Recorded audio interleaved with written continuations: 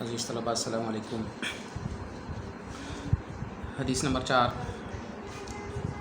خلاف ایمان اعمال کے بارے میں ہم پڑھ رہے تھے۔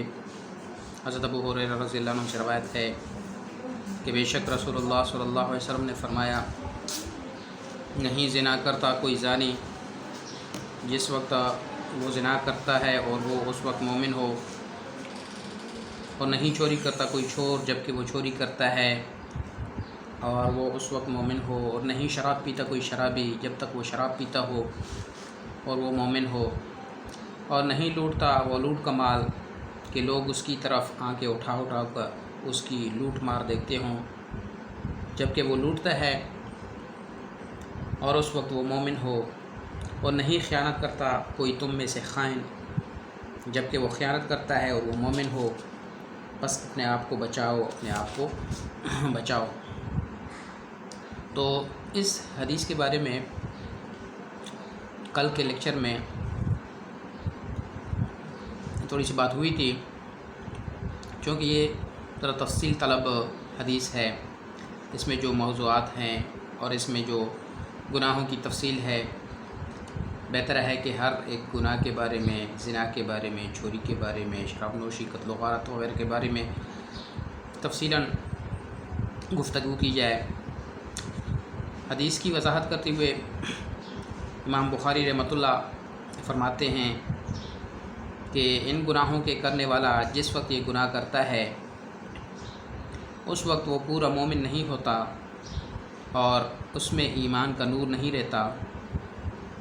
اس کو یوں سمجھنا چاہیے کہ ایمان دل کی خاص کیفیت کا نام ہے۔ ایمان کیا ہے؟ دل کی خاص کیفیت کا نام ہے۔ اگر دل اس کا بیدار ہو اور ایمان کے نور سے روشن ہو تو ہرگز آدمی سے ایسا گناہ نہیں ہو سکتا، ہرگز آدمی سے ایسا گناہ نہیں ہو سکتا۔ ایسے ناپاک گناہوں کے لیے آدمی کا قدم اس وقت اٹھ سکتا ہے جب کہ دل میں ایمان کی شمع روشن نہ ہو، اور وہ خاص ایمانی کیفیت جو ہوتی ہے، جو نور ہوتا ہے، وہ کیفیت غائب ہو گئی ہو یا کسی وجہ سے کمزور ہو گئی ہو کہ جو آدمی کو گناہوں سے بچانے کی طاقت ہوتی ہے۔ جب وہ کیفیت کمزور ہو جاتی ہے یا غائب ہو جاتی ہے تو پھر انسان جو ہے وہ گناہوں کی طرف اس کا دل کرتا ہے اور گناہ کا صدور اس سے ہوتا رہتا ہے۔ بہرحال حدیث پڑھنے والے کو یہ اصول ملحوظ رکھنا چاہیے، سننے والے کو یہ اصول ملحوظ رکھنا چاہیے کہ اس قسم کی حدیثیں جن میں خاص بدعمالیوں، بد اخلاقیوں کے متعلق فرمایا گیا کہ جو لوگ ان کے مرتکب ہوں گے ان میں ایمان نہیں، یا یہ کہ وہ مومن نہیں، اور اسی طرح وہ حدیثیں جن میں بعض اعمال صالحہ اور اخلاق حسنہ کے بارے میں فرمایا گیا کہ جو شخص ان کا تارک ہو وہ ایمان سے خالی اور بد نصیب ہے، یا یہ کہ وہ مومن نہیں ہے، تو ان کا مقصد یہ نہیں ہوتا کہ وہ شخص دائرہ اسلام سے بالکل نکل گیا اور اب اس پر اسلام کے بجائے کفر کے اعمال جاری ہوں گے اور آخرت میں اس کے ساتھ کافروں والا معاملہ ہوگا، بلکہ مطلب صرف یہ ہوتا ہے کہ یہ شخص حقیقی ایمان سے محروم ہے کہ جو مسلمان کی اصلی شان ہوتی ہے، کہ یہ شخص حقیقی ایمان سے محروم ہے جو مسلمان کی اصلی شان ہوتی ہے۔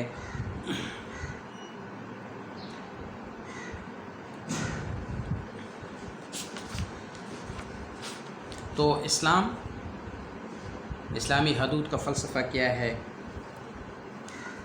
کہ ایمان کا مصدر امن ہے۔ ایمان کا مصدر کیا ہے؟ امن ہے۔ لہٰذا مومن جو ہے امن و سلامتی کا داعی ہوتا ہے۔ مومن کا وجود سراپا رحمت و شفقت، خیر خواہی و ہمدردی ہے۔ مومن معاشرے میں اصلاح اور فلاح کے لیے کوشاں رہتا ہے۔ فتنہ و فساد کا ختم کرنا یہ مومن کی زندگی کا نصب العین ہوتا ہے۔ اور زیر بحث حدیث میں جن جرائم اور خرابیوں کا ذکر کیا گیا ہے وہ خرابیاں، وہ گناہ، وہ جرائم معاشرے میں فساد اور خلفشار پیدا کرتی ہیں۔ اسی لیے اسلام نے حدود اور تعزیرات کا نظام وضع کیا ہے۔ فرد کی اصلاح کے لیے حدود شرعیہ کو نافذ کرنے کا مقصد جو ہے وہ یہ ہے کہ نظام تمدن میں فساد کو روکا جائے، معاشرے میں فساد کو روکا جائے، مظلوم کی حمایت کی جائے، شریف اور امن پسند شہریوں میں احساس تحفظ پیدا ہو جائے، اور سماج دشمن عناصر جو ہیں، کیا ہیں سماج دشمن عناصر، ان کے دل میں خوف پیدا کر کے انہیں ایسی حرکات سے باز رکھنا بھی مقصود ہے، کہ ایسی حرکات سے انہیں باز رکھنا مقصود ہے کہ جن کے باعث اللہ کی زمین میں فساد پھیلتا ہے اور معاشرے میں اخلاقی معیار پست ہو جاتا ہے۔ تو بعض گناہوں کے ارتکاب پہ شریعت نے حد مقرر کی ہے، اور یہ وہی گناہ ہیں جن کے ارتکاب سے زمین میں فساد پھیلتا ہے، نظام تمدن میں خلل پیدا ہوتا ہے۔ اور دوسری بات یہ کہ وہ معاصی، وہ گناہ کچھ اس قسم کے ہوتے ہیں کہ 2-4 بار ارتکاب کرنے سے ان گناہوں کی لت پڑ جاتی ہے، اور پھر ان سے پیچھے چھڑانا جو ہے وہ ایک انسان کے لیے مشکل ہو جاتا ہے۔ اسی طرح کے معاصی میں محض آخرت کے عذاب کا خوف دلانا اور نصیحت کرنا یہ کافی نہیں ہوتا، بلکہ یہ ضروری ہے کہ اسے عبرتناک سزا دی جائے، اور ان گناہوں کے مرتکب کو ساری زندگی معاشرے میں نفرت کی نگاہ سے دیکھا جائے، معاشرے کے دیگر افراد کے لیے، تاکہ سامان عبرت بنا رہے، اور اس کے انجام کو دیکھ کر بہت کم لوگ اس قسم کے جرم کرنے کی جرات کریں۔ اور اس کی ایک مثال زنا ہے۔ عورتوں کے حسن جمال سے اس جذبے کو تقویت ملتی ہے۔ یہ گناہ ہے کہ اس کی وجہ سے عورت کے جو اہل خاندان ہیں ان کو سخت رسوائی اٹھانی پڑتی ہے، اور اسی وجہ سے پھر خون خرابہ ہوتا ہے، لڑائی جھگڑے ہوتے ہیں۔ تو چونکہ اکثر زنا کا یہ عمل فریقین کی رضامندی سے وقوع پذیر ہوتا ہے، اور عموماً پوشیدہ جگہ پہ زنا کیا جاتا ہے، اس لیے اگر اس کی سزا جو ہے عبرتناک نہ رکھی جاتی تو اس برائی کے پھیل جانے میں ذرا بھی دیر نہ لگتی۔ ارشاد الہی ہے وَلَا تَقْرَبُوا الزِّنَا إِنَّهُ كَانَ فَاحِشَةً وَسَاءَ سَبِيلًا، زنا کے قریب بھی نہ جاؤ کیونکہ وہ بے حیائی کی بات اور بری راہ ہے۔ تو جس وقت کوئی شخص زنا کرتا ہے، اس کا ایمان اس کے قلب سے نکل کر سیباں کی طرح اوپر اٹھ جاتا ہے، اور توبہ کرنے کے بعد واپس لوٹ آتا ہے۔ تو زنا کے لیے سخت سزا مقرر کی گئی ہے۔ زانی اگر وہ شادی شدہ ہے تو اس کو سنسار کیا جاتا ہے، پتھر مار کے اس کی جان لے لی جاتی ہے، اس کو سنسار کیا جاتا ہے۔ اور اگر وہ شادی شدہ نہیں ہے، کنوارا ہے، تو پھر اس کے لیے 80 کوڑوں کی سزا رکھی گئی ہے۔ تو یہ شدید قسم کی سزائیں یہ اس لیے رکھی گئی ہیں تاکہ اس سے دوسروں کو عبرت حاصل ہو۔ اس طرح چوری بڑے گناہوں اور جرائم میں سے ایک ہے، اور اس کا روز آخرت میں بہت زیادہ عذاب بیان ہوا ہے۔ حضور نبی کریم صلی اللہ علیہ وسلم کے ارشاد پاک کا مفہوم ہے کہ من سرق من الارض شبرا توقہ یوم القیامت من 7 ارضین، کہ جس نے زمین میں سے بالشت بر بھی کوئی چیز چرائی، روز قیامت اسے 7 زمینوں کا طوق پہنایا جائے گا۔ اس لیے حضور نبی کریم صلی اللہ علیہ وسلم نے مذکورہ حدیث میں فرمایا کہ کوئی شخص جب چوری کرتا ہے تو وہ مومن نہیں ہوتا، گویا چوری ایسا فعل ہے کہ اس کے ارتکاب سے ایک مومن ایمان کی حالت میں نہیں رہتا۔ الفاظ دیگر، چوری جیسا جرم یہ مومن کے اوصاف سے بالکل بعید ہے، اور چوری کا ارتکاب کرنا ایسا جرم ہے جیسے یہ شخص مومن نہیں رہا۔ حضور نبی کریم صلی اللہ علیہ وسلم نے ایک اور حدیث میں مسلمان کے جان اور مال اور عزت کو محترم قرار دیا ہے، اور ان کو قانونی تحفظ عطا فرمایا ہے۔ آپ صلی اللہ علیہ وسلم کا ارشاد ہے کہ کل المسلم حرام دمہ و عرضہ و مالہ، ہر مسلمان شخص کی جان اور مال اور اس کی عزت اور آبرو محترم ہیں۔ ہر مسلمان شخص کی جان اور مال اور اس کی عزت اور آبرو محترم ہیں۔ اور اسی طرح شراب نوشی ہے، چوری ہے، تو چوری کی سزا کیا تجویز کی گئی ہے کہ وسارقۃ فاقطعوا ایدیہما، چوری کرنے والوں کے ہاتھ جو ہیں وہ کاٹ دیے جائیں۔ تو جب ایک انسان کے ہاتھ کٹے ہوئے ہوں، جو شخص بھی اس کو ملے گا وہ دیکھے گا اس کا ہاتھ کٹا ہوا ہے اور یہ تو چوری کی سزا ہے، کتنی بدنامی ہوگی۔ اور جب ایک بندے کو یہ سزا مل جائے گی، پورے معاشرے میں کسی کو یہ جرأت نہیں ہوگی کہ وہ چوری کرے۔ اسی طرح شراب نوشی ہے، حضور نبی کریم صلی اللہ علیہ وسلم نے شراب نوشی کو ام الخبائث قرار دیا ہے۔ کیا ہے؟ ام الخبائث قرار دیا ہے کہ شراب نوشی عقل انسان کو زائل کر دیتی ہے، اور جب عقل زائل ہو جائے پھر اچائی اور برائی کی تمیز جو ہے وہ ختم ہو جاتی ہے۔ جب اچائی برائی کی تمیز ختم ہو جائے پھر ایسا شخص بہت خطرناک ہو جاتا ہے۔ اگر گھر میں کوئی فرد شراب کی برائی میں مبتلا ہو تو وہ گھر تباہ ہو جاتا ہے۔ اگر کسی قوم میں شراب عام ہو جائے وہ قوم تباہ و برباد ہو جاتی ہے۔ لہذا شراب نوشی ایمان کے منافی اور مومن کی شان کے خلاف ہے۔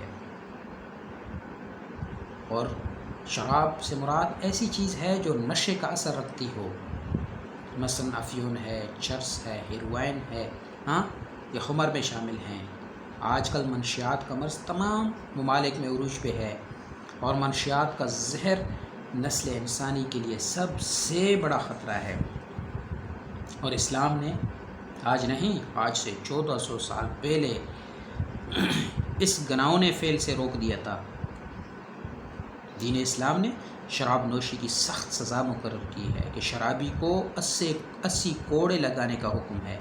شرابی کی سزا کیا تجویز کی گئی ہے کہ شرابی کو 80 کوڑے لگائے جائیں، اور فرمایا کہ جو بغیر توبہ کے مر جائے اس کی آخرت میں بخشش ہی نہ ہوگی، کہ جو بغیر توبہ کے مر جائے اس کی آخرت میں بخشش ہی نہیں ہوگی۔ اور حضور صلی اللہ علیہ وسلم نے فرمایا جو شخص عادی شرابی ہو، جو شخص عادی شرابی ہو اور وہ توبہ کے بغیر مر جائے تو اس کی بخشش نہیں ہوگی۔ اور حدیث نبوی کے مطابق جن 8 آدمیوں کو ملعون قرار دیا گیا ہے، جن پہ لعنت بھیجی گئی ہے، ان میں ایک شرابی بھی ہے۔ تو عزیز طلبہ ہمیں منشیات کے خلاف جہاد کرنا چاہیے، قانونی اقدامات بھی کرنی چاہیے۔ ڈکیتی ہے، قتل و غارت گری ہے، فساد فی الارض کی یہ بدترین شکلیں ہیں۔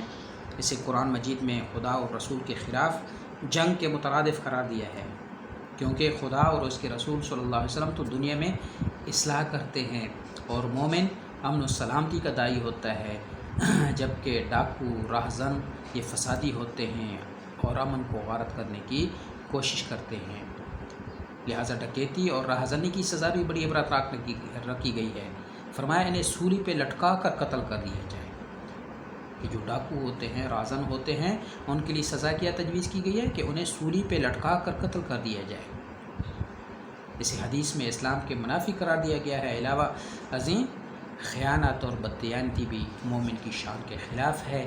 یہ منافق کی نمایاں عادات ہیں، اور منافق کی سزا جہنم کا نچلا ترین درجہ ہے۔ الغرض بدکاری ہے، چوری ہے، شراب نوشی جیسے جرائم یہ کبیرہ گناہوں میں شامل ہیں، اور ایمان کی تکمیل 3 اجزاء اقرار باللسان و تصدیق بالقلب اور عمل بالارکان سے ہوتی ہے، کہ جو شخص مذکورہ جرائم کا مرتکب ہوتا ہے وہ عمل بالارکان سے محروم ہو جاتا ہے، اور نتیجہ کیا ہوتا ہے؟ نور ایمان سے محروم ہو جاتا ہے۔ تو ایک سچے اور کامل مومن کو حت المقدور ان جرائم اور گناہوں سے اجتناب کرنا چاہیے جو ایمان کے منافی ہیں، اور جن کے ارتکاب کرنے سے انسان کے دل سے ایمان کا نور جو ہے وہ غائب ہو جاتا ہے۔ اللہ تبارک و تعالی ہم سب مسلمانوں کو ان گناہوں سے بچنے کی توفیق عطا فرمائے۔